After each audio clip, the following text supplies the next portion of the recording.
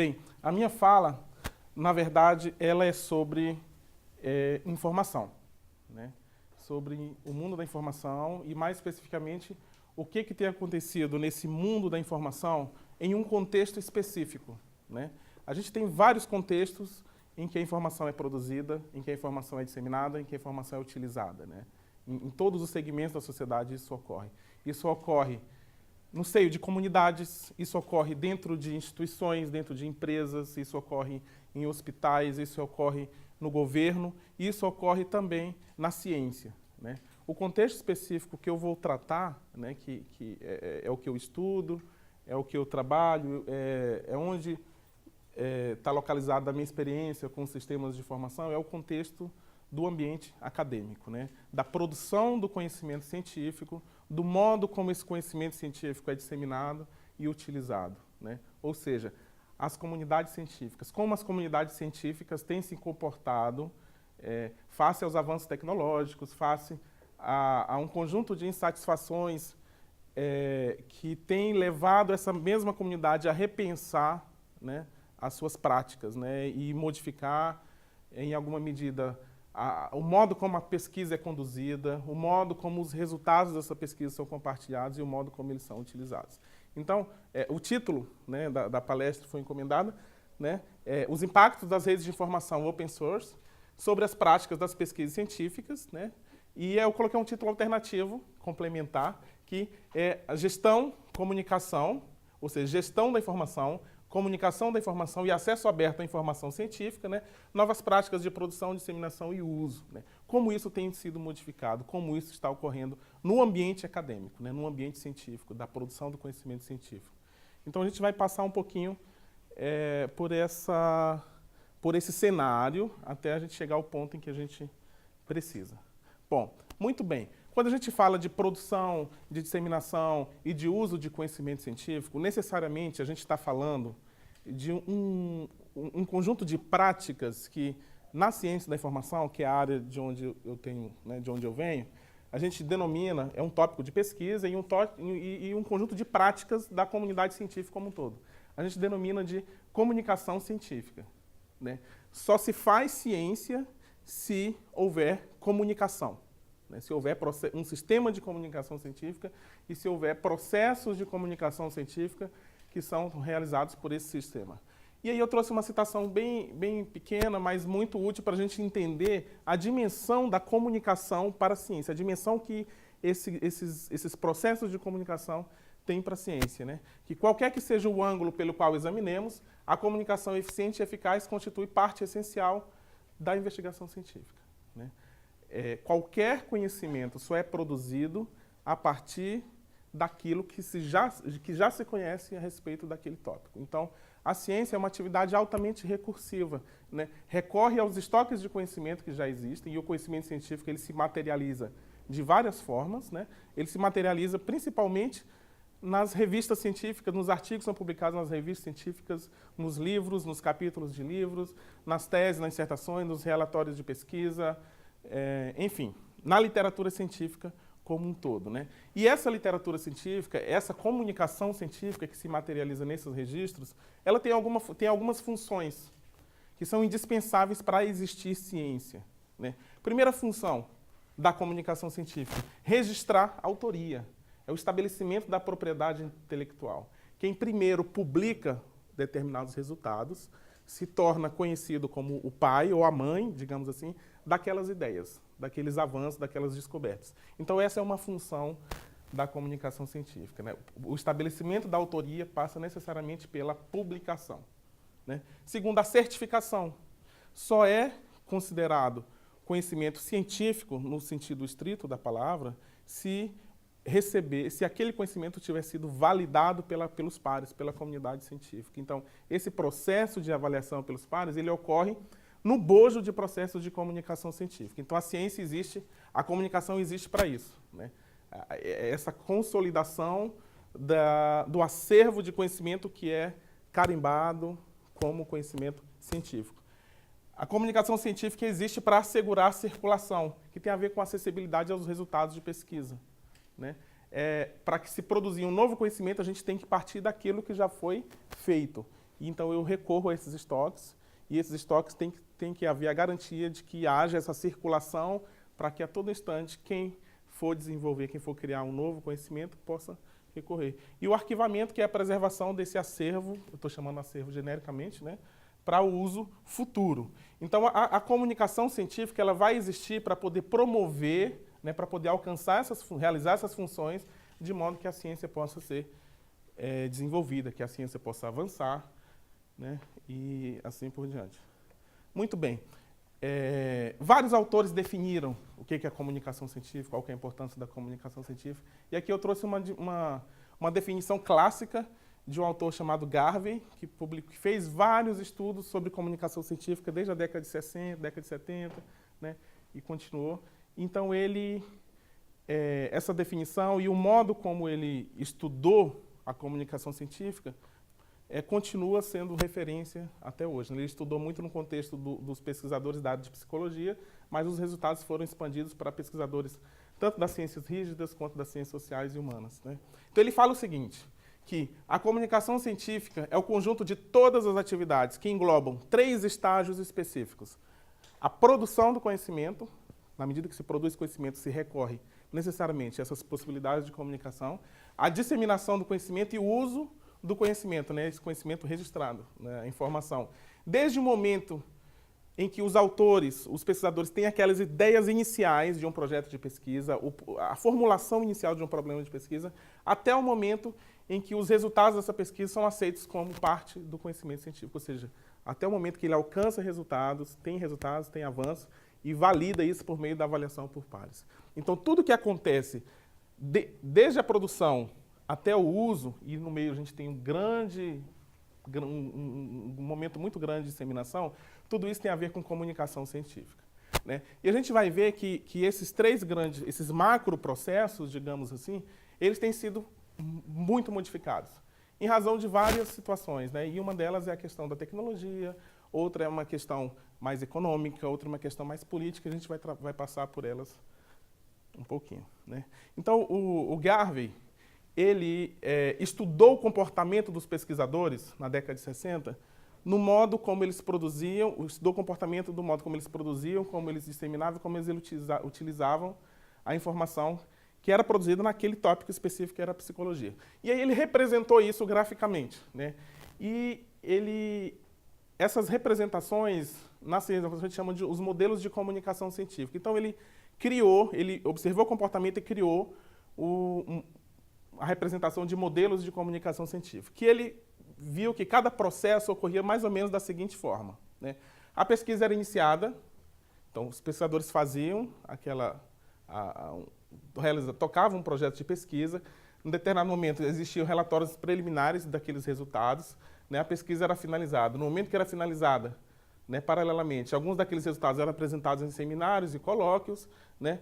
Outros resultados apresentados em conferências, que eram publicados em anais de conferência, que eram indexados em bases de dados de anais de conferência, né? Um resultado mais avançado ainda era elaborado um manuscrito que era submetido a uma revista científica, avaliação pelos pares. No momento que ele submetia, ele já fazia circular algumas versões que naquele momento eram chamadas de pré-prints, para os colegas do mesmo tópico, para dar a conhecer o resultado que ele tinha alcançado. Era uma comunicação mais informal. Esse manuscrito era publicado em um periódico, né? Havia um registro em listas de aceitação daquele periódico. Ele aparecia em outras bases de dados de publicações mais atuais, mais recentes. O artigo daquela revista era publicado em bases de dados, todas as áreas do conhecimento têm suas bases de dados, né? Aparecia muitas vezes publicavam-se artigos de revisão, né?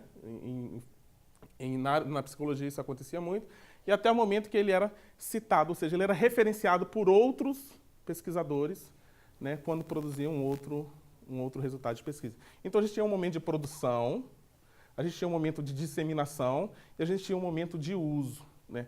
Essa representação, ela ilustra o que acontecia no mundo da comunicação científica no momento em que essas práticas aconteciam preponderantemente em ambiente impresso. Na verdade, aconteciam em ambiente impresso, né? Isso aqui mudou bastante, né? Mudou tanto no sentido de uma modernização quanto no sentido de uma transformação. A gente vai falar um pouquinho mais adiante. Tá, todo esse ciclo, todo esse fluxo de produção, de disseminação e de uso, na psicologia, naquele momento, ele ocorria mais ou menos entre 12 e 18 meses. Então, entre o momento em que uma pesquisa era finalizada e até o momento que ela passava a ser citada por outros autores, ou seja, ela era utilizada, isso levaria de 12 a 18 meses. Né? Com a tecnologia, isso existiu a oportunidade de modificar isso bastante. Então, alguns pressupostos básicos. A informação científica, ela é um insumo, ela é um combustível para o sistema de produção do conhecimento. Só se produz a produção do conhecimento, o resultado de pesquisa não é exatamente um milagre, né? Depende daquilo que já foi produzido. Né? Então, a gente recorre a esses estoques e a gente parte daquele estágio que aquele tópico se encontra. E a gente consegue avançar. Então, a informação científica ela é a entrada desse sistema de produção e, como resultado da produção do conhecimento, a gente tem a geração de informação, porque esse conhecimento precisa ser materializado, ele precisa ser registrado em suportes. Né? O fluxo da informação que alimenta e que resulta das atividades de pesquisa é promovido pelo sistema de comunicação científica. A informação só sai de um lugar e chega até outro, ou seja, ela é emitida, né? Ela é produzida pelos pesquisadores, e ela só chega até outros pesquisadores para alimentar novos processos de comunicação, porque existe esse conjunto de processos de comunicação que faz com que isso aconteça. Quanto mais rapidamente e completamente pesquisadores receberem a informação científica que necessitam, ou seja, quanto mais informação, e principalmente quanto mais informação de qualidade eu tiver para eu fazer o que eu tenho que fazer como pesquisador, né, mais e melhores resultados serão alcançados e a custos menores. Então, considerando que a informação é insumo, a gente precisa ter os melhores insumos e precisa ter na quantidade necessária para a ciência poder se constituir. A comunicação rápida e adequada aos resultados de pesquisa influencia o desempenho das instituições e os arranjos científicos. Então, quanto melhor a infraestrutura informacional, e por isso isso tem um componente tecnológico no meio também, quanto melhor for essa infraestrutura informacional, quanto mais robusta, quanto mais apropriada ao comportamento dos indivíduos que produzem conhecimento, né, mais bem-sucedido vai ser essas instituições que produzem conhecimento. Então, esses são alguns pressupostos básicos para a gente entender a questão do acesso aberto, das tecnologias abertas, né, que o acesso aberto faz uso. Bom,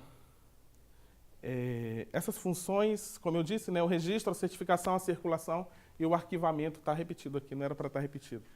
São funções da comunicação científica. Né?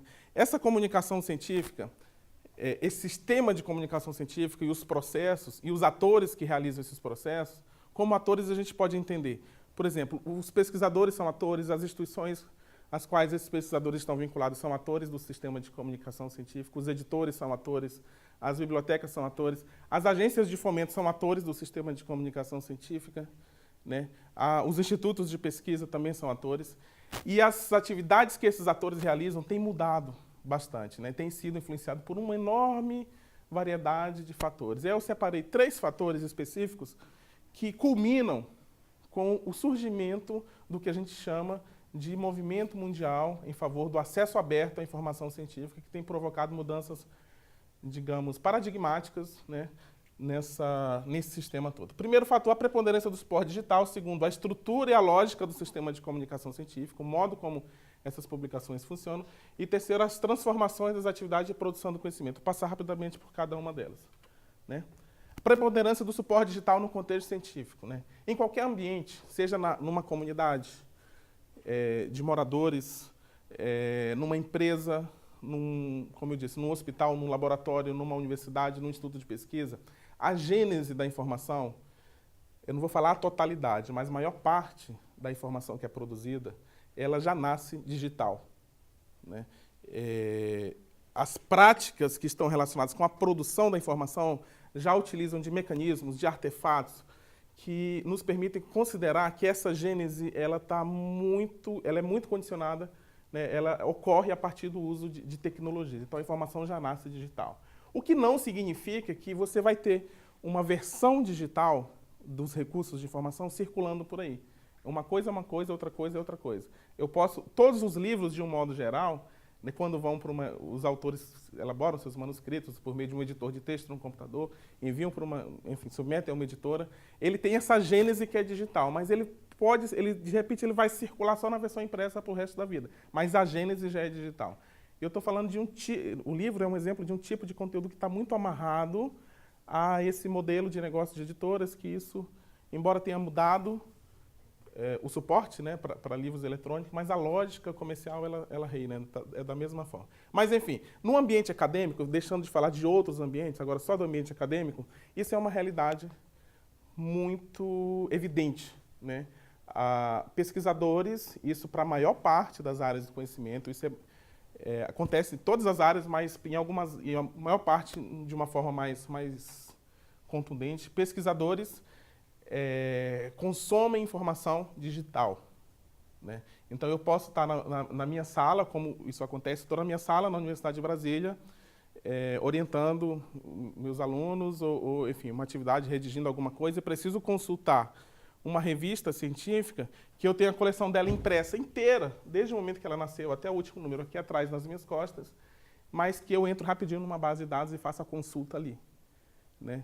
O comportamento dos pesquisadores, isso principalmente nas ciências rígidas, quanto nas ciências mais soft, digamos assim, né? Ou seja, nas ciências como a física, como a química, como a biologia, e ciências da saúde, ciências sociais e humanas, artes e humanidades, isso tem acontecido. É claro que mais desse lado aqui das ciências rígidas é mais evidente ainda, mas nas ciências sociais e humanas também tem acontecido. Que o uso, a produção, a disseminação e o uso já está muito vinculado à questão da informação digital. Isso traz o agravo de alguns problemas antigos e a emergência de novos problemas, né? O que poderia ser um problema, um agravamento de um problema antigo? A questão da preservação digital, né? A questão da preservação no meio impresso, ela sempre foi um problema mais ou menos já significativamente conhecido, já existiam técnicas e tecnologias para lidar com a questão da preservação de documentos impressos, mas na preservação digital, embora existam já muitos avanços, muitas tecnologias apropriadas para isso, a gente não tem uma exata noção de como isso vai acontecer, de como isso vai ser preservado, o quanto isso vai ser preservado, na verdade, para a posteridade, né? Então, isso é um exemplo de um problema agravado. Problemas novos é a questão da recuperação da informação. Dado o volume da produção de conteúdo, cada vez mais, embora haja tecnologia sendo desenvolvida o tempo inteiro para isso, mas a gente passa a lidar com a dificuldade de recuperar exatamente aquela informação que corresponde exatamente à necessidade de quem está buscando.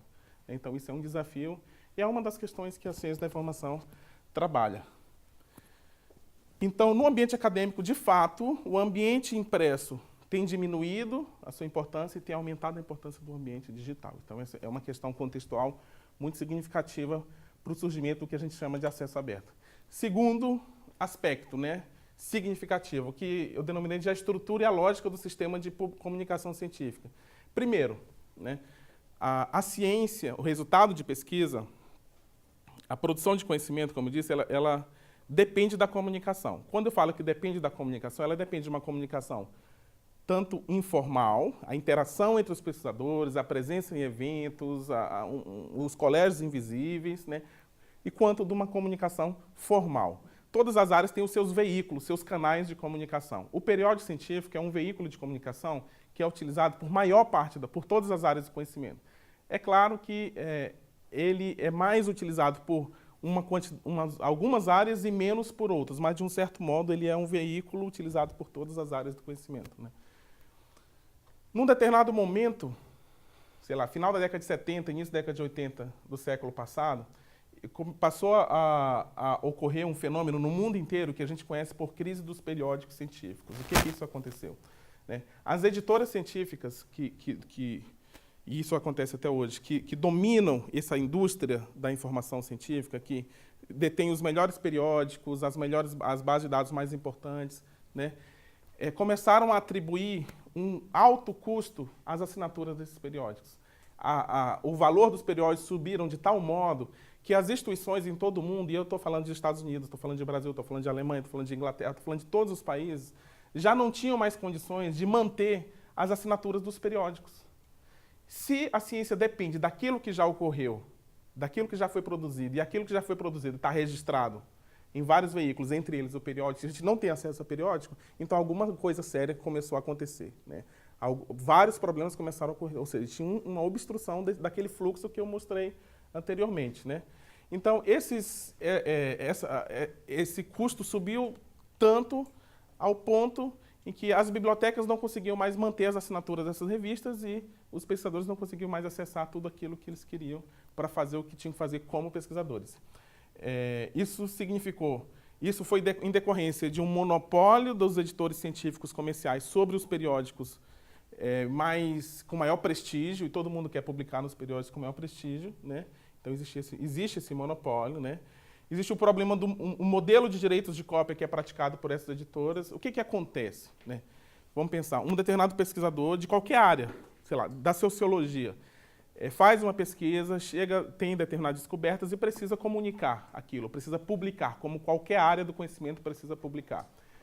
Ele quer publicar nos melhores veículos, nas melhores revistas, né? Quando esse pesquisador gera um manuscrito, elabora um manuscrito e submete a uma revista, o editor recebe aquele manuscrito e conduz todo o processo editorial, submete aquilo aos pares, pede avaliação, os avaliadores recomendam para publicação ou não recomendam com avaliação, com revisão, né? E o pesquisador recebe isso. No momento que ele tem o aceite para a publicação, é apresentado para ele um termo, né? Um termo de direitos autorais, de direito de cópia, que fala o seguinte: bom, seu artigo foi aceito para publicação nessa revista. A gente vai publicar, você vai se beneficiar do prestígio que essa revista tem, você vai continuar sendo autor para todo sempre, isso não vai ser diferente, mas a propriedade desse material, esse documento que eu vou publicar, ele vai ser meu, não vai ser mais seu, não vai ser mais da sua instituição. Você continua sendo autor sempre, mas tudo que vai acontecer daqui por diante depende da minha autorização. Ou seja, se você vai redistribuir isso, você precisa inserir isso num sistema, distribuir para os alunos, para os colegas, tem que pedir a minha autorização. Ou seja, há a exigência de cessão exclusiva do direito patrimonial e o autor fica sendo só autor. Ele é só autor, ele não é dono mais daquilo e nem a instituição dele é dona. E a comunidade científica começou a questionar isso, né? Embora isso ocorre dessa forma e tem ocorrido dessa forma, pelo fato de que a própria comunidade científica legitimou esse fluxo, né? Mas essa comunidade científica começou a questionar, não, tem alguma coisa errada e vamos rever isso, né? O fato de que boa parte da pesquisa científica é realizada nos países, né? Isso é muito verdade no Brasil, isso é verdade para muitos tópicos nos Estados Unidos também, na Europa, né? É financiada com recurso público. Tem investimento privado para fazer pesquisa? Tem, em todos os lugares do mundo. Mas existe uma participação muito grande do Estado, com recursos públicos, financiando essa pesquisa, que vai desde da infraestrutura mais básica, né? Porque vamos pensar no Brasil. A concentração da produção científica no Brasil está nas universidades, está vinculada a programas de pós-graduação, né? Boa parte dessas universidades que têm os programas de pós-graduação tem financiamento público, da CAPES, do CNPq, para os projetos de pesquisa, enfim. E a infraestrutura mais básica, inclusive, como cadeira, como luz, como água, como, né, o mais elementar, inclusive. Então, há um financiamento público dessa pesquisa, ou seja, os pesquisadores alcançam resultados, só que o acesso a esses resultados ele é restrito. Então, essa lógica ela começou a ser questionada pela comunidade científica, né? Isso gerou insatisfação da comunidade científica como um todo. E agora eu estou falando comunidade científica, o grupo, o total de pesquisadores de todas as áreas do conhecimento, né? As bibliotecas que tradicionalmente constroem os sistemas, né, e as bases de dados para poder fazer circular essa informação que é necessária para a ciência, as agências de fomento que colocam dinheiro para fazer pesquisa, mas os resultados são cedidos exclusivamente para os editores, viram propriedade dos editores e não mais do pesquisador, não mais da instituição. Isso começou a ser questionado, né? Ou seja, houve uma obstrução do fluxo da informação científica, causando prejuízo ao processo de criação, compartilhamento e uso, e por esta razão limitando a velocidade do impacto da pesquisa, né? Ora, se um combustível básico para se fazer ciência é a informação, e se o acesso a essa informação está obstruído, a gente começa a ter problemas nessa cadeia de produção que é global, né? Então, tem funcionado mais ou menos assim. Recursos públicos financiam amplamente a pesquisa, os pesquisadores fazem pesquisa, chegam a determinados resultados que precisam ser publicados. Por uma razão ou por outra, precisam ser publicados. Né? Precisam ser publicados para poder serem validados, precisam ser publicados porque o pesquisador depende de publicação, porque outros pesquisadores precisam acessar aqueles resultados. E todo mundo quer publicar nos melhores veículos. Todo pesquisador quer publicar nos veículos que vão pontuar melhor, vão dar maior prestígio para esse pesquisador. Né? E esses veículos, eles são exatamente aqueles periódicos dos editores científicos comerciais. Né? Por uma questão do sistema, da forma como esse sistema foi construído e foi legitimado, os principais periódicos científicos estão na mão de grandes editoras, que na verdade são grandes conglomerados, né? São grandes multinacionais que detêm esse monopólio. Então todo mundo quer publicar nessas melhores revistas. E mesmo que o pesquisador não quisesse publicar nessas revistas mais caras, é isso que é exigido dele. Né? Então quando a gente tem, não estou criticando, mas quando a gente tem um sistema da CAPES que valora as publicações, que fala revista XYZ é A1, revista XYZ é A2, né? Todo mundo quer publicar naquelas revistas que são mais pontuadas. E as revistas mais pontuadas são exatamente aquelas revistas que estão na mão desses grandes editores. Então, por uma razão ou por outra, todo mundo vai para esse. Né? Inclusive, eu me encaixo, como qualquer outro pesquisador, nessa dinâmica. Né? E esses editores atribuem um preço excessivo a essa revista, né? Para que as bibliotecas tenham acesso, para que o pesquisador possa fazer uma assinatura. Com isso, no momento em que outras instituições, outros pesquisadores, a minha própria instituição ou instituições de outros países, né, de outras regiões, precisam ter acesso aos resultados de pesquisa que foram publicados, por quê? Porque para se fazer ciência depende do acesso à informação, há essa obstrução. E a ciência começa a ter problemas, porque um dos principais combustíveis, não é o único, mas um dos principais, começa a falhar.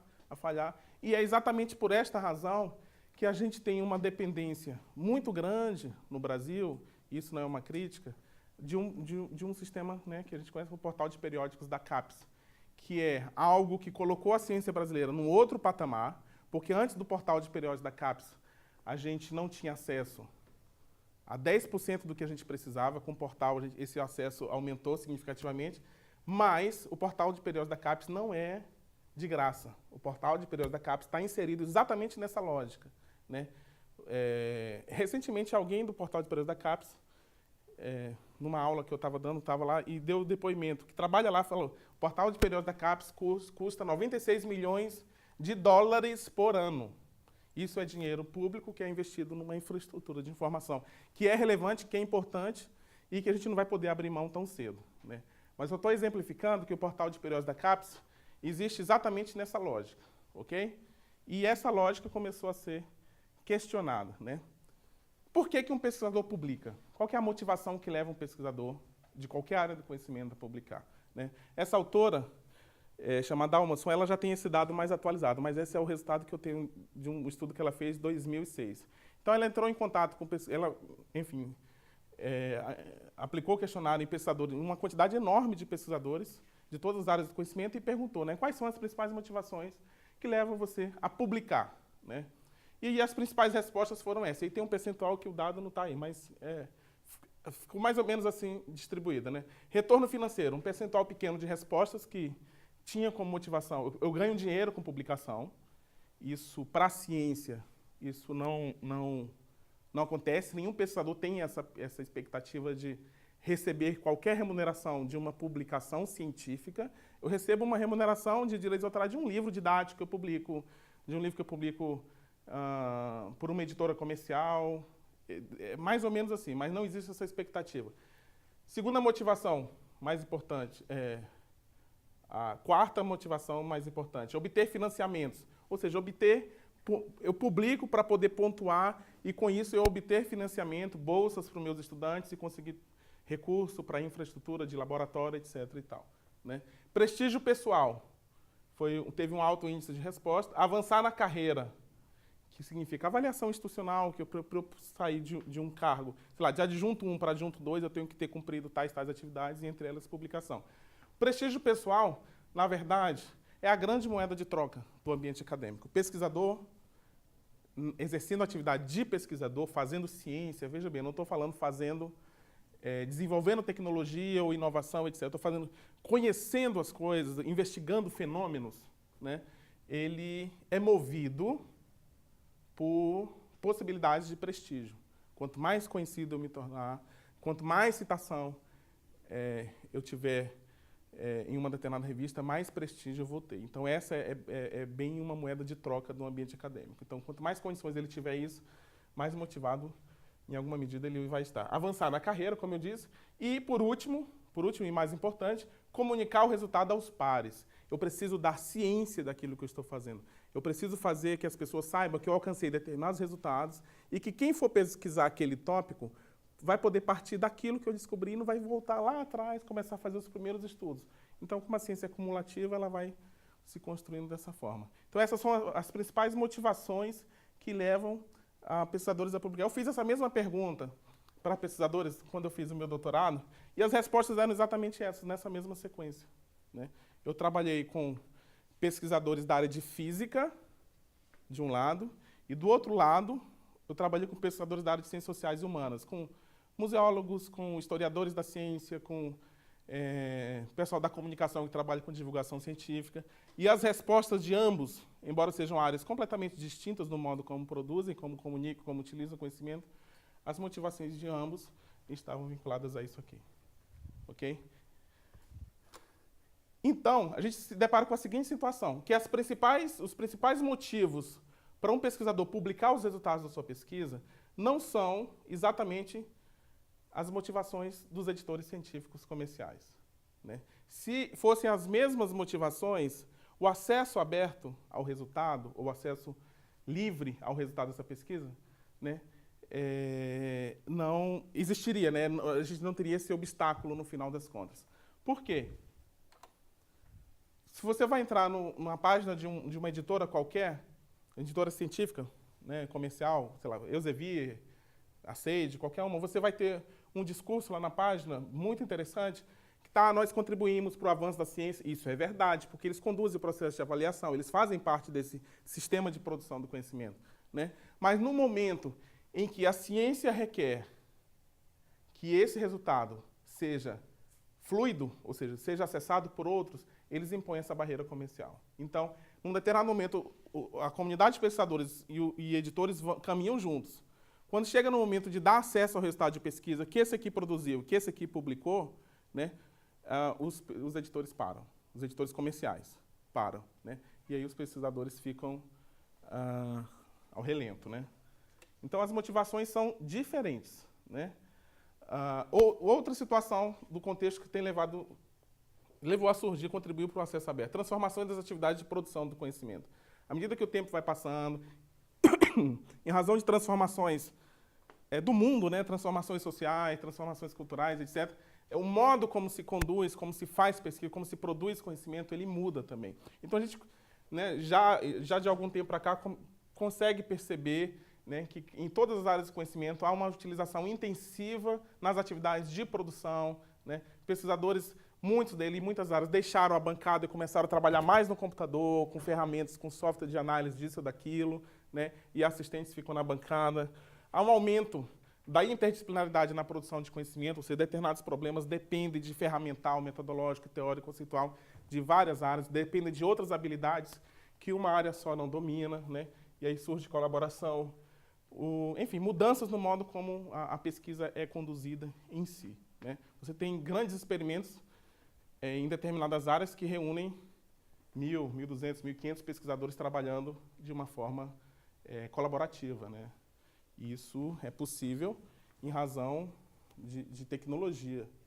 Isso é manifestação de novos modos de produção, né? Então, esse novo modo, essas novas características na forma de se produzir conhecimento, requer que aquele sistema de comunicação, que era baseado no meio impresso, que tinha determinadas características, se modifique também, se reinvente, se transforme para atender essa nova realidade, tanto da informação digital, quanto dessas mudanças da produção de conhecimento, né, quanto da lógica do sistema de publicação. Por conta dessas transformações, esse sistema de comunicação precisa se reconstruir, precisa ser transformado, né, como a gente fala.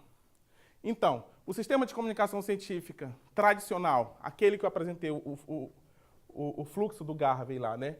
Ele já não responde mais a essas realidades que eu apresentei aqui, né? A lógica e os contornos, ou seja, a configuração daquele sistema, se contrapõe às expectativas e necessidades da comunidade científica, que dependem de acesso, dependem de uma ampla disseminação. O pesquisador precisa ter acesso à informação, além de outros insumos, evidentemente, e precisa de instrumentos que permitam que aquilo que ele produz se torne amplamente conhecido. Ou seja, precisa que aquele resultado seja amplamente disseminado. A melhor forma, o que não deve acontecer quando a gente quer disseminar, é a gente cobrar pelo acesso, porque isso restringe esse acesso. Então, só vai poder ter acesso quem tiver dinheiro para pagar. E como eu falei, que aconteceu desde o final da década de 70 e década de 80, as instituições já não têm mais dinheiro para manter a assinatura de periódico, porque é muito caro. E aí começou esse questionamento. Algumas forças que levam a repensar o cenário da comunicação científica começaram a surgir. E aí eu trouxe só alguns exemplos que eu vou falar rapidamente. Por exemplo, a comunidade científica tem exigido, isso tem sido observado a partir do comportamento desses pesquisadores em várias áreas, né, a remoção de barreiras que diminuem a visibilidade e o impacto do resultado da pesquisa. Eu como pesquisador, tenho necessidade de me tornar conhecido, eu preciso ser citado, eu preciso que o impacto dos resultados da minha pesquisa seja alto. Isso significa, por exemplo, aumentar possibilidades de citação. Então, eu tenho que dar uma maior visibilidade. Isso é necessidade de todo mundo. O pesquisador trabalha dessa forma, precisa ser conhecido, precisa ser citado. Aumento crescente de atividades científicas, mais investimentos, mais ciência se fazendo no mundo, né? E, por esta razão, a ciência resulta em vários produtos, né? E um desses produtos é a informação. Então, na medida que eu tenho mais ciência sendo feita, mais pesquisa sendo feita, eu tenho mais informação sendo produzida. Então, preciso de maior controle, maior mecanismo, melhores mecanismos de recuperação e preciso desobstruir aquele fluxo que tem sido obstruído pelos editores. A necessidade de uma rede global de informação científica. A ciência ela não é uma atividade de um grupo, de um país ou de uma região. Ela é uma rede que é global. Por mais regionais que sejam determinados fenômenos, né, que são investigados por determinadas áreas, a gente sempre tem contribuição de outras áreas, porque a natureza da pesquisa tem sido cada vez mais interdisciplinar, e de problemas que são similares, enfim, que acontecem em outras regiões do país, ou, enfim, de um continente ou mesmo do mundo, né? Então, essa rede global de informação científica, ela é uma demanda real da ciência, né? Necessidade de acesso amplo a uma variedade cada vez maior de recursos e fontes de informação. Até a década de 80, início da década de 90, né, onde que o conhecimento científico era preponderantemente registrado? Artigo de periódico científico, livro, capítulo de livro, né, no caso, enfim, teses, dissertações para pesquisadores que estão se formando, né? Então existia um conjunto específico de recursos de informação, que hoje a gente chama de literatura científica, que dominava os modos que o conhecimento era registrado. Hoje, a gente tem quase que uma infinidade de possibilidades de se registrar o conhecimento científico. Então, um pesquisador pega resultados de sua pesquisa e submete a uma determinada conferência da área dele, do tópico dele. Então, ele publica nos anais, ele vai apresentar essa conferência, tem uns slides da apresentação dele, que isso é informação, que enriquece a leitura dos anais. Tem o vídeo que é gravado, tem o áudio, tem o registro do debate. Então, tudo isso forma um conjunto de informações que está relacionado com aquele resultado de pesquisa, que torna esse processo de transferência de conhecimento muito mais rico, né? E quer dizer isso, né? Uma variedade cada vez maior de recursos e de fontes de informação científica, né? Demanda, né, sobre o uso de tecnologia como suporte à colaboração, necessidade de armazenamento, preservação, acesso, disseminação e reutilização de recursos informacionais não convencionais, que é o que eu acabei de falar, ou seja, outros recursos de informação que não só a literatura científica, né? Você tem hoje existe um sistema, muitos de vocês devem conhecer, que é uma espécie de YouTube científico, né? Que tem vídeos de palestras sobre tópicos bem específicos de todas as áreas do conhecimento, e os pesquisadores podem carregar, e lá tem um grande sistema de informação científico, acadêmico-científico, audiovisual, né? Isso é fonte de informação para muitas áreas, né? Isso significa um recurso de informação não convencional, né? Demanda por mecanismos alternativos de acesso e disseminação, ou seja, o acesso à informação ele não ocorre mais, e não é possível mais ser suportado exclusivamente a partir dos periódicos. Então, o periódico tem uma função fundamental, que é consolidar o resultado de pesquisa, que é conduzir o processo editorial, a avaliação pelos pares, mas a gente não pode mais esperar que essa quantidade crescente de atividade científica que existe vai se alimentar só dessa única porta. Então, tem que existir essa porta, que é o periódico científico, mas existir outras vias alternativas de comunicação para poder tornar esse processo mais fluido. E o acesso aberto surge em razão disso, né? Então, essas três questões de base, informação digital, mudança no processo de comunicação e a lógica do sistema de comunicação, né, o modo como os resultados são publicados,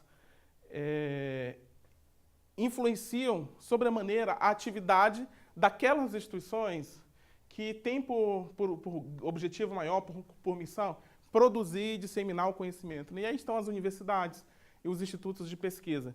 Essas instituições, elas começam a se deparar com um conjunto de incertezas e uma instabilidade, porque institucionalmente a gente precisa controlar aquilo que a gente faz, só que aquilo que a gente faz em termos de ciência está pulverizado no mundo.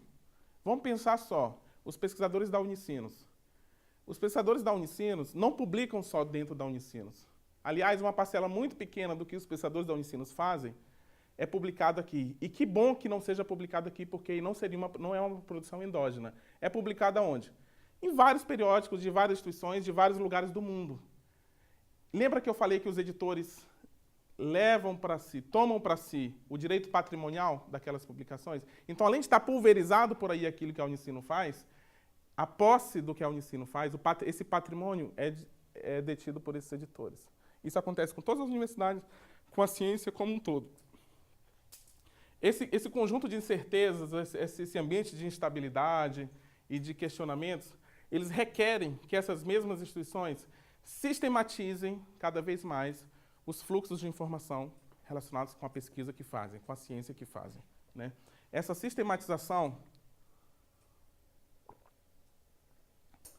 ela tem a ver com a necessidade de instituir, ou seja, de criar e de institucionalizar processos de gestão da informação. Ou seja, aquela informação que alimenta, a informação que é necessária para se fazer ciência, eu preciso ter condições de reunir essa informação, saber o que meus pesquisadores precisam e dar condições para que eles acessem essa informação que é necessária. E a informação que resulta, eu preciso saber o que eles produzem e ter controle no sentido de reunir os resultados da pesquisa que é feita na minha instituição. E essa gestão da informação tem que responder a essas questões. Aqueles três cenários de instabilidade da informação científica digital, ou seja, não é mais um sistema de informação baseado no meio impresso, né? É um sistema de gestão da informação que acompanha as transformações no modo como o conhecimento é produzido, a questão de interdisciplinaridade, de colaboração, né? E gestão da informação que considere e que seja reativa a esse modelo de direitos autorais praticados pelos editores. Porque a gente não vai viver sem os editores. A gente não pode simplesmente falar, não, então tudo que é ciência que eu produzo na minha instituição vai ser publicado aqui dentro. Não é assim que funciona. Os editores precisam existir e devem continuar existindo. Mas eles não podem taxar, eles não podem taxar o acesso, porque aquela cadeia de produção até chegar àquele resultado, a maior parte dela foi financiada com recurso público e o acesso a esses resultados é um pré-requisito para se construir ciência, ok? Então, essa gestão da informação científica, ela tem que considerar essas incertezas aqui, esses questionamentos que são feitos. E hoje, em todo o mundo, isso não é só no Brasil, né? Isso não é só, enfim, é o globo inteiro, né? O paradigma atual para a gestão e para a comunicação da informação científica, tanto aquela que alimenta quanto aquela que resulta das atividades de produção do conhecimento científico, é o que a gente tem chamado de acesso aberto. A gente não consegue mais dissociar das nossas práticas de gestão da informação, que alimenta e que resulta da atividade de pesquisa, dessa noção do acesso aberto, dos pressupostos do acesso aberto. É considerado um paradigma no sentido de que é uma nova forma emergente que está se instaurando para lidar com as questões da comunicação científica. Ok? E o que é o acesso aberto, né? O acesso aberto segundo uma definição enfim, definição de várias conferências de pesquisadores do mundo inteiro, de todas as áreas que se reuniram para discutir isso, significa a disponibilização livre, gratuita e restrita da informação científica. Eu destaquei a informação científica porque não é uma informação administrativa, não é memorando, não é imagem, não é memória institucional, no sentido de imagem, etc., né? É literatura científica e materiais que representam essa literatura científica, a disponibilidade disso na internet, de modo que qualquer usuário possa ler, fazer download, distribuir ou referenciar o texto completo. Então, o acesso aberto pressupõe a garantia a essas ações, né? É o acesso livre, gratuito e restrito à literatura científica por meio da internet, promovido ao mundo por pesquisadores sem qualquer expectativa de pagamento. Essa inexistência de expectativa de pagamento não é uma novidade, né?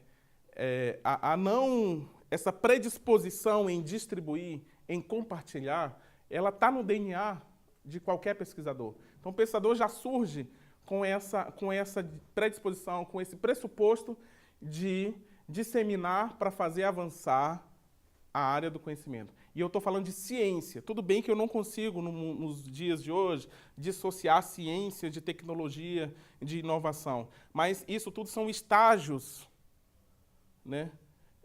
Ou isso tudo tem a ver muito com comportamentos de áreas, né? Eu estou falando daquele conhecer, da investigação de fenômenos, não estou falando do desenvolvimento de tecnologia, tá? Então, existe essa predisposição de distribuir sem pagamento. E aí, né, existem duas estratégias básicas que foram definidas internacionalmente, né, para se alcançar esse acesso aberto, para se promover esse acesso aberto.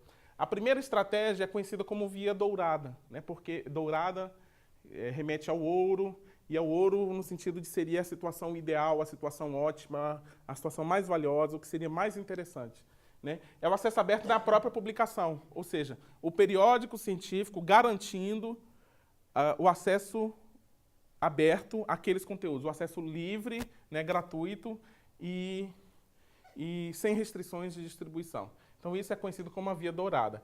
É a via ótima, é a via ideal, mas talvez a via mais complexa de ser alcançada. E aí, uma alternativa a esse modelo, né, é o que os autores chamam de via verde, que muitos periódicos, e sobretudo aqueles periódicos mais relevantes, não vão se transformar em acesso aberto, né, porque aquilo são empresas. Qual a finalidade de empresa? É obter lucro, né? E aí, a segunda alternativa é o que chamam de via verde, é o sinal verde desses mesmos editores, dessas empresas, né, desses conglomerados editoriais, sinal verde para que os autores depositem cópia daquilo que eles publicaram lá em sistemas que a gente chama de repositórios digitais. Então, é a publicação, já gratuita, já de acesso aberto, sem limitação de distribuição. A outra é eu pegar aquilo que foi publicado numa revista restrita e depositar em algo que se chama de repositório digital. Tá? Então, são essas duas alternativas que servem, né, para operacionalizar isso que a gente chama de acesso aberto. É simples assim do jeito que eu estou falando? Não. Tem várias questões no meio, várias soluções já propostas para mediar esse, vamos chamar assim, esse conflito de interesses, né? E aí,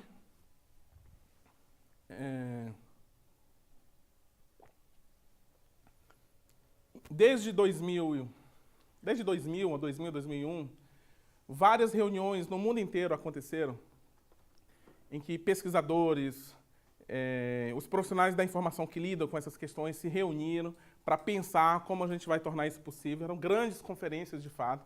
E uma dessas conferências mais importantes se chamou de Iniciativa, né, de Acesso Aberto de Budapeste, que aconteceu em Budapeste. E lá sempre resulta em grandes manifestos e pesquisadores e institutos de pesquisa assinando esses manifestos. E nessa especificamente, que foi uma das mais importantes, um trecho desse manifesto fala o seguinte, que uma velha tradição e uma nova tecnologia convergiram para tornar possível o aparecimento de um bem público sem precedentes. Essa velha tradição é exatamente aquilo que eu estava falando, que é a predisposição dos pesquisadores em tornar cada vez mais acessível e disseminar amplamente aquilo que eles fazem, né? A boa vontade dos pesquisadores em publicar resultados de suas pesquisas sem qualquer remuneração, em prol da ciência e da difusão do conhecimento. Então isso, como eu falei, está bem no DNA de quem faz ciência, né, em qualquer área do conhecimento. A nova tecnologia é tudo aquilo que está por trás e tudo aquilo que vem junto com a internet, né, com essa revolução trazida aí por tudo isso que significa a internet. E o bem público sem precedentes é a distribuição eletrônica da literatura científica, né, especialmente aquela, não só, mas especialmente aquela avaliada pelos pares, em escala global, de forma gratuita, sem restrições de acesso, a quem possa interessar. Então, o acesso aberto está muito vinculado a esses ideais, né? E isso não é uma utopia, isso de fato tem se concretizado em ações que estão surgindo, estão se institucionalizando em todo o mundo, né? E aí uma outra reunião fala o seguinte, foi a reunião de Bethesda em 2003, que há duas condições específicas para algo, para um recurso de informação, para uma publicação ser de acesso aberto. Ou seja, para ser de acesso aberto tem que respeitar, tem que considerar essas duas condições. A primeira condição, os autores e os detentores dos direitos autorais devem assegurar a qualquer usuário o direito livre, perpétuo e irrevogável de acesso aos seus trabalhos. Então, aquilo vai ser publicado e quem tiver interesse por aquela publicação tem que estar cercado por essas garantias. Okay? A licença para copiar, usar, distribuir, transmitir e exibir trabalhos publicamente, elaborar ou distribuir trabalhos. Enfim, não é simplesmente o acesso gratuito. É o acesso gratuito, ou seja, sem taxar, sem eu ter que pagar para ter acesso, mas acompanhado de um conjunto de garantias que vão me permitir, por exemplo, distribuir aquilo quantas vezes eu quiser para os públicos que eu quiser, isso irrestritamente. Isso vem ao encontro das expectativas do pesquisador, mas isso não vem necessariamente ao encontro dos editores científicos. Aí tem alguns conflitos. Segunda condição, autores e detentores dos direitos autorais devem assegurar a qualquer usuário versão completa do trabalho, de todo o material suplementar, incluindo uma cópia daquela licença, em ambiente de acesso aberto. Né? A única exigência que se faz é que a fonte, o autor, seja citado. Então, aquilo foi publicado numa revista da Elsevier, vai estar referenciado que aquilo é uma publicação feita na revista X, no volume tal, número tal da Elsevier, e que o autor é tal. Então, isso não pode deixar de acontecer nunca. E que essa publicação ela vai estar acompanhada dessa licença, né? E as ferramentas que a gente usa para fazer esse tipo de ambiente já estão preparadas para isso. Né? E aí tem duas situações. Né? Então, muito se falou sobre acesso aberto em determinados momentos, mas aí identificaram que tem duas situações específicas do acesso aberto. Uma que é melhor do que a outra. Primeiro, o acesso aberto grátis, que se chama de grátis, né? Que os usuários não pagam para ler, ou seja, o acesso é gratuito. E segundo, o acesso aberto livre, que além de ser gratuito, é livre também de restrições de licenciamento e direitos de cópia, de modo a favorecer a distribuição e a reutilização. Então, tem que ser acompanhado, de fato, de licenças que orientem o uso nesse sentido. Que aquilo eu vou poder baixar, eu vou poder deixar na minha máquina, e como eu vou poder entregar para os meus alunos, eles vão poder postar em redes sociais se eles quiserem, vão poder colocar em bibliotecas digitais, vão poder fazer cópia, redistribuir, etc, etc. Então, além de ser gratuito, além de não ser cobrado o acesso, a gente tem que garantir essas condições mais jurídicas. Né? E aqui só alguns dados rápidos sobre o quanto isso tem acontecido. Né? Primeiro é um diretório internacional de revistas científicas de acesso aberto. É um diretório que registra essas iniciativas de revistas de acesso aberto, mas é um diretório cujo registro ele é voluntário. Então, ele representa, está abaixo do que de fato existe. Né? Então, lá tem registrado 9.739 títulos de periódicos de acesso aberto. Não sei se vocês sabem, mas o Brasil é o segundo maior país do mundo em quantidade de revistas científicas de acesso aberto. Essas revistas com base nesse movimento. Né? O Open Door é um sistema similar que registra não revistas, mas registra repositórios digitais de acesso aberto. Né? E tem repositórios digitais de vários tipos. Né? Então lá é voluntário, então lá recentemente está nesse número, né? 2.655 repositórios registrados. E tem de todos os continentes, a maior parte dos países do mundo.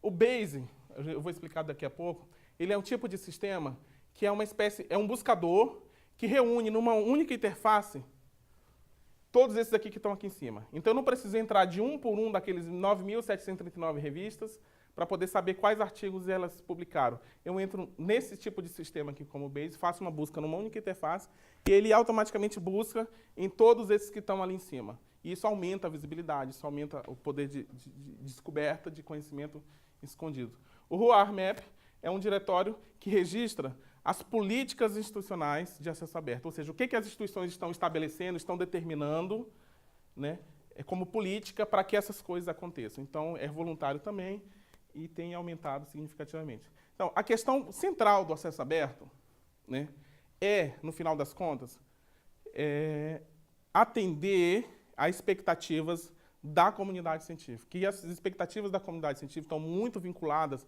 a fazer avançar na fronteira do conhecimento, avançar na ciência, avançar na pesquisa. Isso requer fluidez, né, desses processos de comunicação. Mas ele tem uma questão bem específica, né, que é o central do acesso aberto. A ideia é maximizar o impacto dos resultados de pesquisa, e aí o impacto de resultados de pesquisa pode ser mensurado de várias formas, e uma delas é simplesmente quantidade de citação. Quanto mais citação um determinado recurso de informação, um determinado artigo receber, pressupõe-se que maior foi o impacto dele, positivo ou negativo, mas teve um impacto alto, né? Então, é maximizar o impacto dos resultados de pesquisa realizado em uma determinada instituição por meio da maximização do seu acesso e do uso. Então, eu aumento condições de acesso, logo eu aumento condições de uso, e com isso eu aumento potencialmente as condições de impacto. Eu aumento potencialmente, por exemplo, chances daquele artigo ser citado, tá? Por conta dessas estratégias. E aí, do ponto de vista tecnológico, né, o acesso aberto ele se constituiu, desse ponto de vista tecnológico, de avanços de um movimento paralelo, que veio antes do acesso aberto, mas se tornou paralelo e foi incorporado pelo acesso aberto, que foi um movimento que a gente chama, que foi denominado, né, movimento de arquivos abertos, né? Que, na verdade, hoje isso não é novidade para ninguém, que são máquinas que adotam tecnologias, protocolos de comunicação e padrões, né, de metadados que permitem que elas sejam integradas, que elas que elas conversem. Então, essas máquinas conversando, a gente consegue reunir determinados acervos que estão numa instituição, que estão em outra, que estão em outra, estão em outra, estão em outra, em outra. Então, eu consigo juntar todos esses acervos, porque o protocolo de comunicação que está por trás desses sistemas é o mesmo, e porque o padrão de metadados que é adotado é todo compatível. E aí, esses arquivos abertos, eles têm dois atores básicos, né, que a gente chama de atores. Primeiro, são os provedores de dados, que são aquelas instituições, são aquelas editoras, são aquelas associações, universidades, enfim, o que sejam, que mantêm esses sistemas, que mantêm o periódico científico ou mantêm o repositório digital, né? O que acontece? Eles expõem os metadados para que sejam coletados, né? Então, eu tenho a Biblioteca Digital Brasileira de Teses e Dissertações, que tem teses e dissertações do Brasil inteiro. Então, estão lá as teses e dissertações, e junto com cada tese, cada dissertação, um conjunto de metadados que descreve cada um desses documentos. Então, essa tecnologia permite eu ter esse acervo, e essa máquina está aberta, e com esses metadados, com esses registros expostos, de modo que esse outro ator, que são os provedores de serviços, essas nomenclaturas são horríveis mesmo, mas que são esses mecanismos de buscas, né, que utilizam a mesma tecnologia, consigam chegar até esses metadados, coletar esses metadados e montar um banco de dados só de metadados, né? Tem uma figurinha que vai se tornar mais fácil. É mais ou menos assim. Cada elemento desse amarelinho é um periódico, é um repositório digital, é uma biblioteca digital desse tipo, dessa natureza, né, científica, acadêmica, e eles reúnem a produção daquele periódico ou daquela instituição.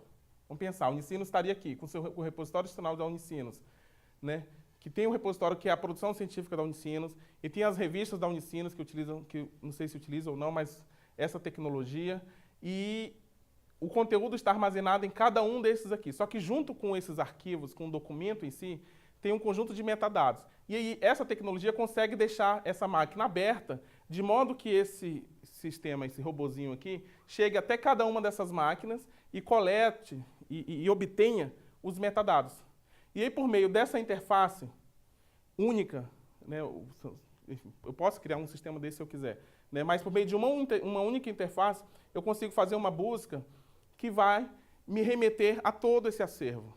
Então eu não preciso entrar, ou alguém lá do Japão, conhecer, saber que a Unicinos existe, e saber que tem um programa de pós-graduação assim, que tem um artigo, uma publicação assim, acessado, que é feita aqui. Ela simplesmente descobre que a Unicinos existe, fazendo essa busca aqui, e aí vai ser remetida para o site de vocês aqui.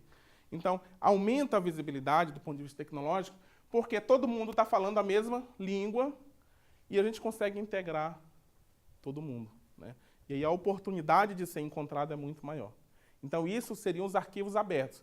Que aí o acesso aberto se associou, incorporou essa iniciativa de arquivos abertos, e para ser de acesso aberto tem que ser interoperável, ou seja, tem que ter esse tipo de tecnologia, né? E alguns benefícios de acesso aberto, né? Não é um pressuposto básico, porque eu tenho tudo isso usando software proprietário também, mas recomendo software livre, tem software livre para tudo isso que eu falei. Há uma intensificação dos fluxos de informação de países do hemisfério sul, no sentido sul-sul, né? Os países conseguem, as instituições conseguem saber o que é feito nesse hemisfério, né? Nos países que em desenvolvimento ou países subdesenvolvidos. Há uma intensificação de fluxo de informação do norte para o sul, né? E não só mais por meio das bases de dados tradicionais ou dos periódicos tradicionais, mas porque as instituições do norte também, assim como a gente do sul, estão criando esses ambientes que conectam automaticamente essas máquinas, né? E do sul para o norte, né? Eles passam a ter conhecimento que aqui se produz ciência, e tem resultados sérios, resultados, né, de qualidade. Aumento da visibilidade individual, da visibilidade institucional e do país. Eu, como pesquisador, especificamente, eu me torno, eu crio, a instituição cria chances para que eu me torne mais conhecido. A instituição passa a se tornar mais conhecida porque eu crio uma espécie de vitrine da produção científica, com tudo lá armazenado, com tudo descrito e com tudo recuperável, por quem sabe que aquilo existe e por quem não sabe que aquilo existe, porque entra em sistemas que conectam automaticamente, eu nem sei que estão conectando. Maximização do impacto, né, aumento de citação, maximização do acesso à produção científica, integração da pesquisa local a um acervo que é global. Então, eu crio um ambiente que automaticamente vai se integrar com todos os outros do mundo. Baixos custos para se promover esse acesso, essa disseminação, com muito pouco, com investimento e com uma manutenção muito barata, eu consigo criar esse ambiente que me conecta com o mundo, né? Vias alternativas de disseminação, ou seja, não é mais só a partir dos anais de conferência, não é mais só a partir do periódico. Eu crio pontos de acesso que estão distribuídos aí, que permitem distribuir isso amplamente. Vou passar um pouco mais rapidamente por isso, é de interesse, mas é especificamente sobre a Via Verde, né? Quando eu falo em repositório digital, eu estou me referindo necessariamente a esses ambientes do contexto científico, tá? E aí existem 3 tipos de repositórios digitais nesse ambiente de comunicação científica, né? Primeiro são os repositórios temáticos, né? Esses repositórios temáticos são bibliotecas digitais que representam a produção científica não de uma instituição como a Unicinos ou de uma instituição como a Universidade de Brasília.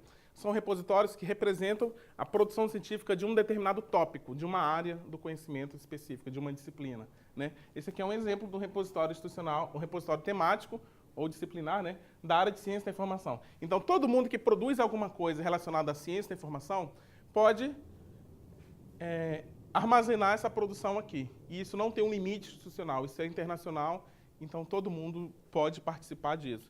Um outro exemplo, um repositório temático no tópico específico de agricultura orgânica. Então, todo mundo no mundo que estuda agricultura orgânica tem alguma produção, pode colocar aí, né?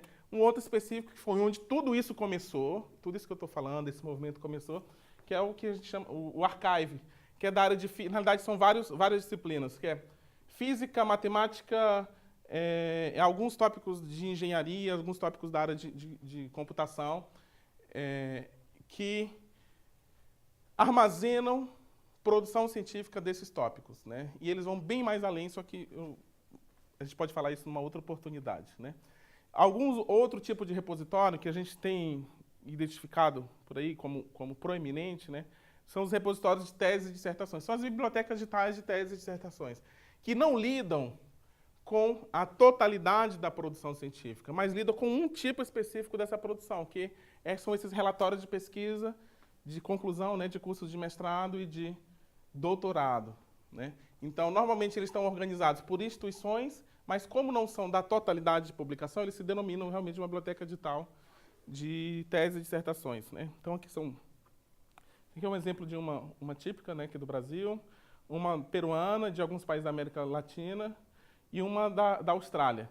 E os principais, os que na realidade respondem mais diretamente aí a essa questão do acesso aberto, são os repositórios institucionais, que são ambientes, né, são bibliotecas digitais, acadêmicas, científicas, e que armazenam, que gerenciam a produção científica de uma instituição, né? É como, digamos, que a Unicinos tem, eu não sei se tem ou não, mas digamos que não tem e resolve fazer essa biblioteca digital da produção científica que é feita na Unicinos. Porque a produção científica da Unicinos, ela está, como eu disse, pulverizada como no mundo, né? Porque tem gente que pesquisa e publica no México, em revistas do México, da Alemanha, da Inglaterra, do Brasil, uma revista da Universidade de Brasília. Então, isso fica distribuído por aí. A ideia desse repositório é reunir essa produção do ponto de vista institucional, nesse tipo de ambiente tecnológico, de modo que aquilo represente a produção científica daquela instituição.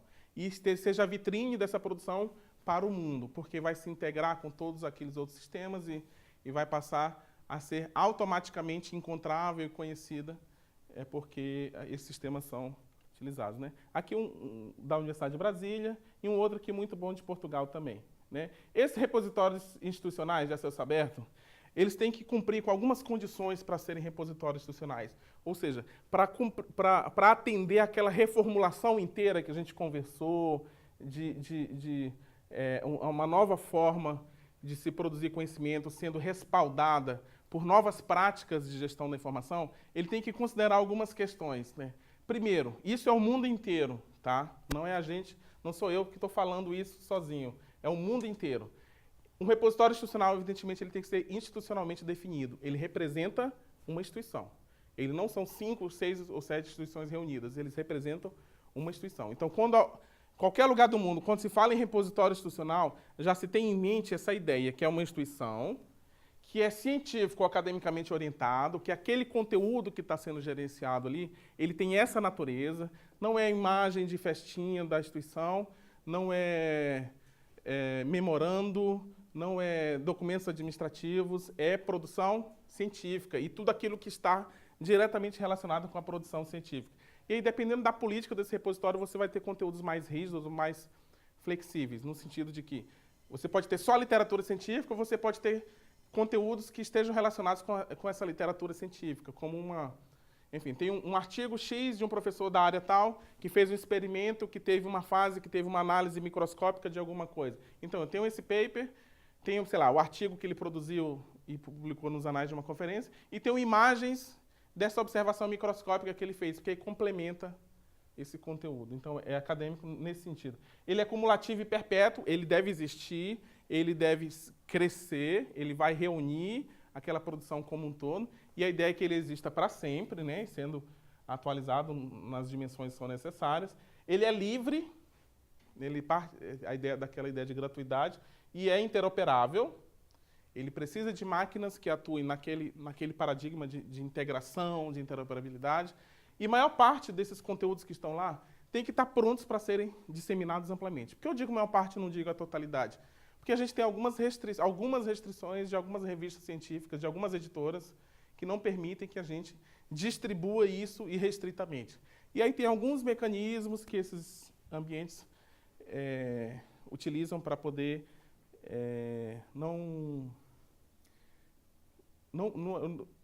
como alternativa para esse problema da restrição, tá? E aí, esse tipo de sistema, eles têm geram sempre alguns questionamentos, né? Digamos assim, que a Unicinos resolve construir um repositório institucional. Para esse repositório institucional existir, tem que haver um processo de convencimento quase que constante de várias instâncias da universidade. E esse processo de convencimento vão surgir vários questionamentos. E esses questionamentos têm a ver muito com o que eu vou falar agora. Primeiro, repositórios institucionais, esse tipo de ambiente, não concorre com o periódico. Uma coisa é o periódico, outra coisa é o repositório institucional. Os repositórios institucionais dependem do trabalho dos periódicos para eles poderem existir. O periódico valida, reúne, conduz a avaliação pelos pares. E aí o repositório pega aquilo que foi validado, que foi aceito para publicação ou publicado, e armazena, né? Ele potencializa algumas funções dos periódicos, mas não concorrem. A avaliação por pares é uma função do periódico e não do repositório. O repositório está interessado naquela literatura que foi avaliada, né, por pares, foi publicado ou aceita para publicação. Uma coisa é uma coisa, outra coisa é outra coisa. Os repositórios não publicam nada. Eles tornam mais amplamente acessíveis e dissemináveis, digamos assim, esses conteúdos que são publicados pelas revistas, que ficam muitas vezes restritas ao periódico, né? O repositório ele não é um catálogo da biblioteca, né? Ele é conduzido, essa iniciativa é conduzida pela biblioteca, mas uma coisa é o catálogo da biblioteca, outra coisa é esse ambiente, esse sistema de informação que é criado, né? Aspectos relacionados com a proteção do conhecimento residem em estágio anterior ao repositório. Principal questionamento da comunidade científica, dos pesquisadores da instituição, quando a gente vai tocar uma iniciativa desse tipo, né? Eu vou colocar a minha publicação lá e vão roubar a minha ideia, né? Vão registrar, vão roubar a minha ideia. A ideia do repositório é reunir aquilo que foi publicado ou aceito para publicação. Se aquele resultado daquela pesquisa tivesse tido o potencial de ser, se aquilo foi um conhecimento sensível, se pudesse virar uma patente, né? Primeira coisa, não deveria ser publicado. Se foi publicado, assim, infelizmente, já era, né? Porque aquela revista vai estar lá acessível para quem puder pagar. Então, essa questão do registro do conhecimento sensível, ela é bem anterior. Então, antes mesmo de publicar, o pesquisador tem que ter essa malícia, ou ser orientado, né? Ter a orientação institucional necessária para poder entender que determinados tipos de conhecimento podem se tornar patente, e isso tem um valor para a instituição, para o país, etc. E não se publica aquilo. O repositório está interessado naquilo que foi publicado, né? Então, esse argumento é... Outro argumento é que quanto mais disponíveis os conteúdos estiverem, mais possibilidades dos pesquisadores serem plagiados. Isso é verdade. Enfim, a disponibilidade e a acessibilidade de conteúdos na internet aumentam as chances de plágio. Mas, na mesma medida que aumentam as chances de plágio, aumentam as chances de descoberta do plágio. Porque é muito diferente quando um determinado pesquisador, ou mesmo um estudante, faz uma cópia não autorizada ali de trechos, ou seja, rouba determinados trechos de uma publicação, não cita isso, e essa documentação que está sendo plagiada está lá na estante da biblioteca. Por que é diferente? Porque um número muito restrito de usuários vai ter acesso a essa publicação. Quando eu coloco isso na internet, muito mais gente vai ter acesso. E a gente consegue descobrir, porque está disponível na internet, então os mecanismos de busca permitem que a gente faça determinados tipos de buscas que nos revelam que documentos possuem aqueles trechos na internet.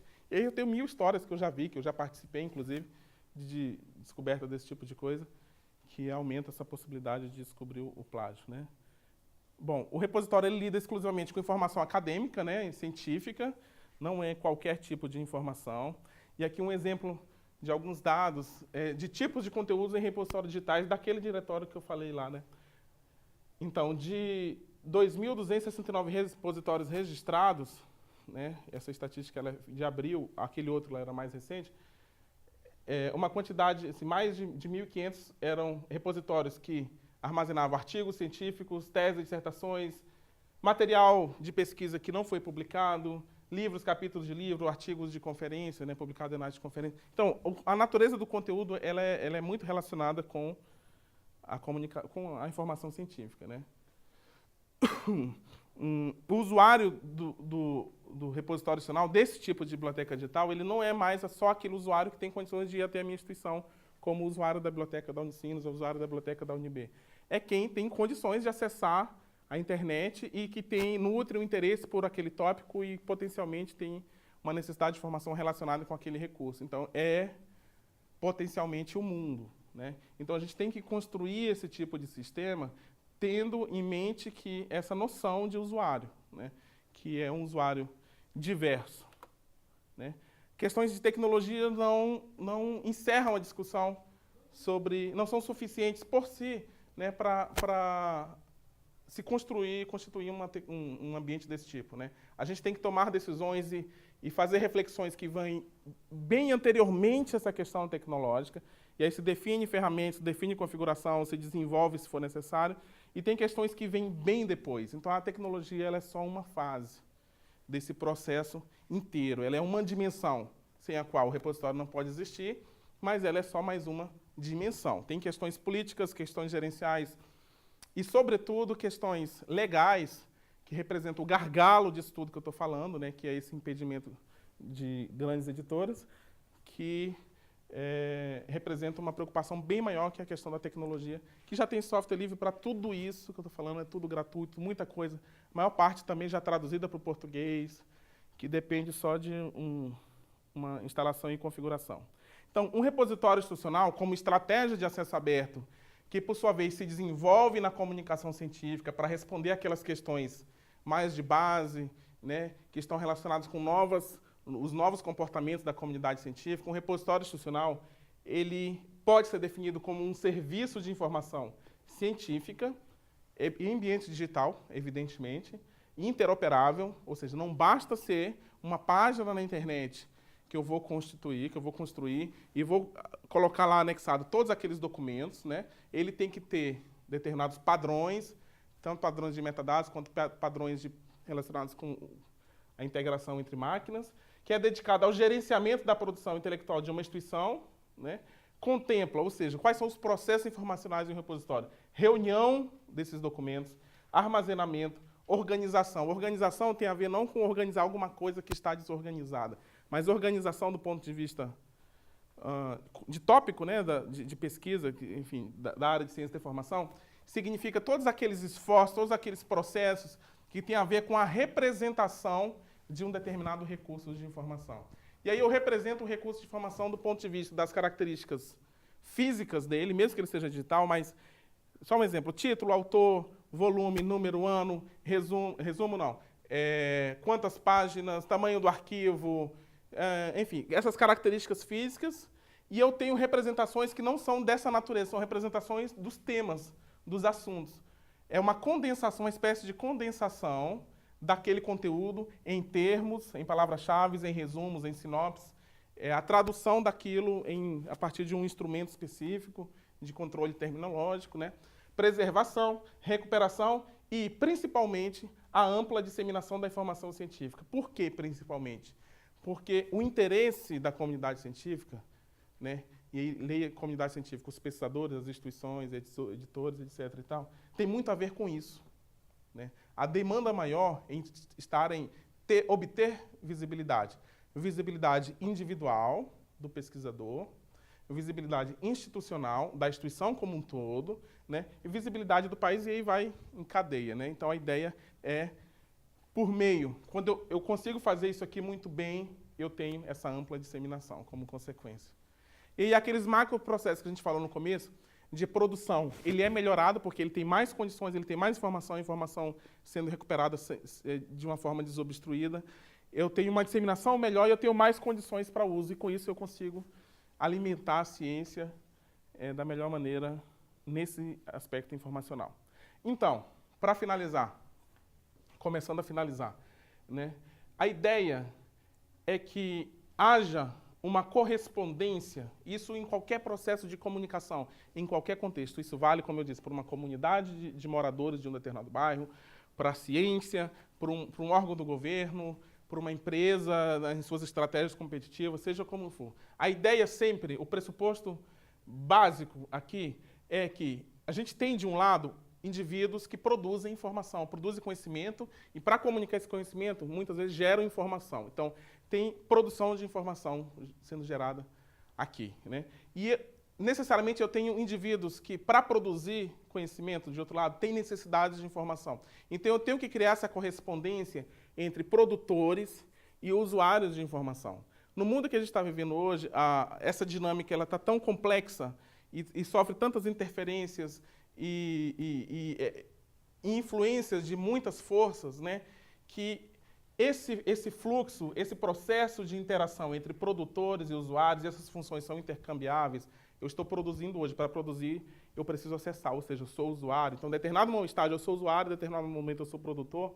Né? Essa interação entre usuários, em razão do volume de informação que existe, da informação digital que traz problemáticas específicas, né? Ele vai acontecer, essa interação vai ocorrer na medida em que eu conseguir instituir, né, processos de gestão da informação que facilitem, que criem condições para que haja essa interação. Então, eu tenho que adquirir informação hoje, considerando essas limitações de direitos autorais, considerando os formatos dos recursos de informação, considerando as necessidades dos usuários do sistema que eu estou desenvolvendo. Não é informação para qualquer comunidade, é informação para grupos específicos. Eu preciso segmentar o meu ambiente e trabalhar para satisfazer necessidades de formação de grupos, né?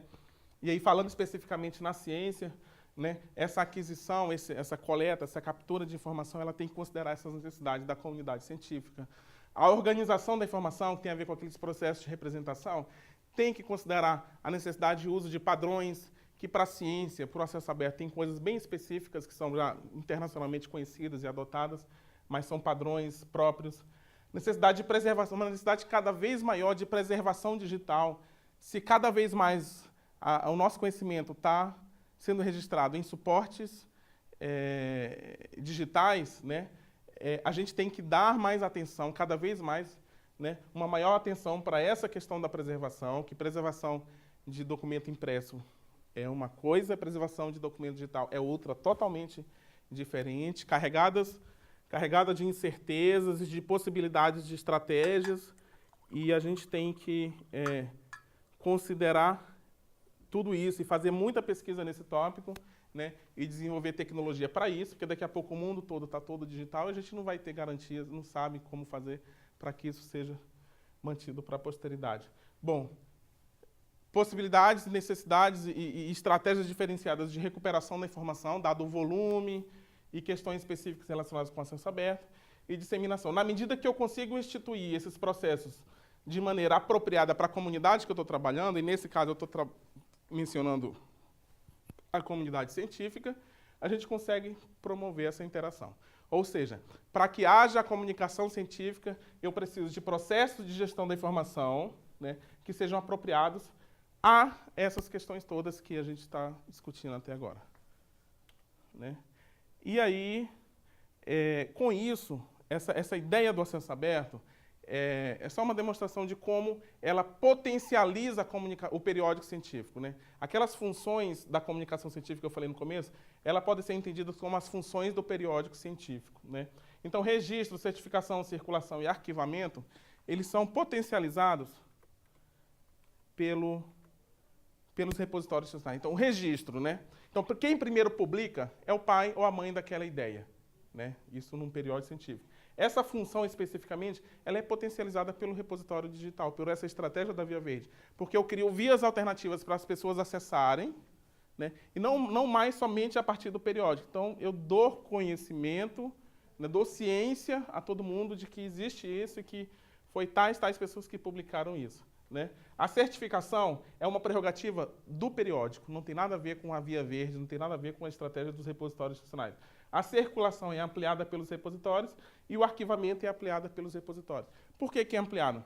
Porque no modelo tradicional, quem fazia tudo isso aqui era o periódico. Agora, essa função ela é compartilhada pelos repositórios, ela é aumentada, ela é complementada, ela é expandida pelos repositórios institucionais. Então, isso é muito positivo. Por fim, fala-se muito nas mudanças do processo de comunicação. Né? E essa mudança, quando a gente fala em mudanças dos processos de comunicação, nós estamos nos referindo a dois tipos de mudanças. Uma que teve início e que já está se findando, que é modernização, e outro são as mudanças que são, na verdade, transformações. Essa modernização ela pode ser exemplificada, já para finalizar, da seguinte modo. Lembra que eu apresentei aquele fluxo de informação do Garvey que era baseado no ambiente impresso? A modernização significa fazer exatamente aquilo, só que de uma forma automatizada.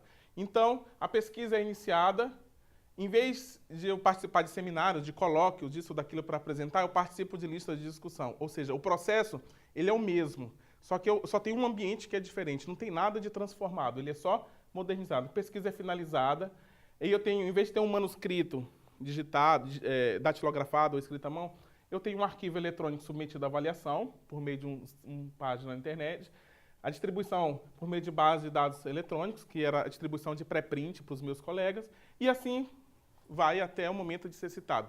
Ou seja, aquele processo ele foi automatizado, década de 90 principalmente. Isso aqui acontecia na década de 90, né? Essa modernização.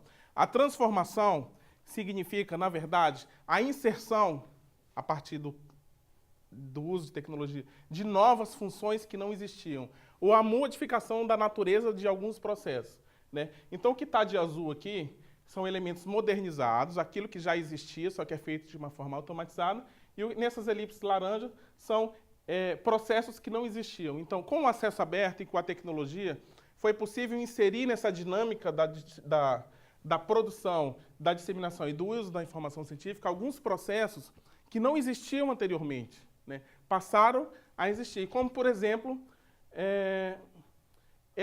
esse e-print postado, né? E-print postado significa eu tenho uma separata, uma versão daquilo que eu redigi e que eu submeti ou vou submeter a um periódico, e antigamente os pesquisadores distribuíam para os colegas.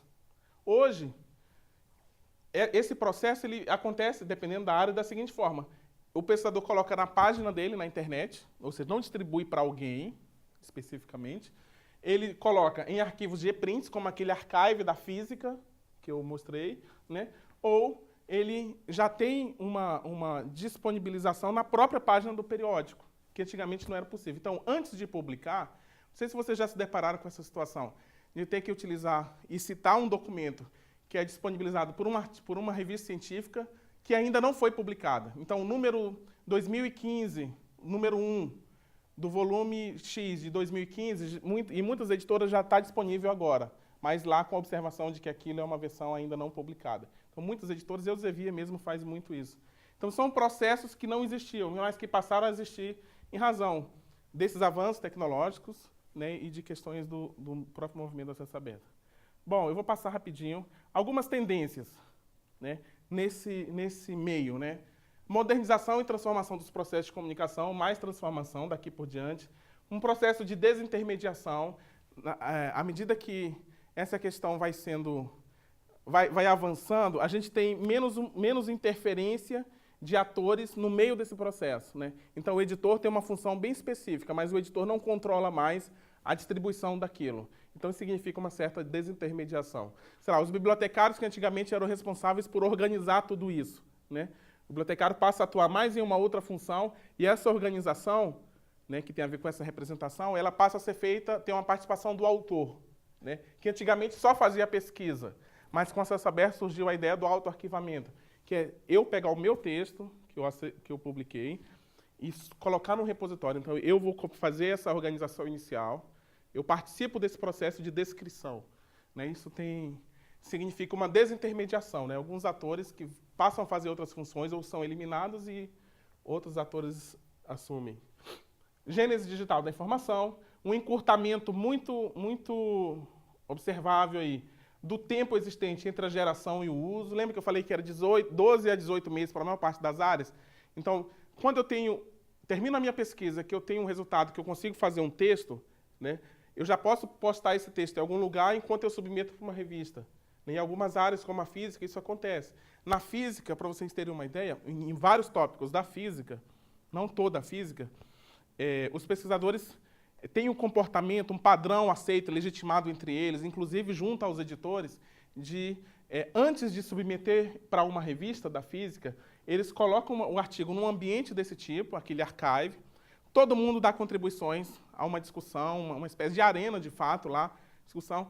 O pesquisador melhora aquela versão e aí submete para a revista. Dependendo da revista, revistas conceituadíssimas na área de física, já tem um mecanismo de capturar esse texto direto nesse ambiente, a partir de um código, e já submeter à revista, né?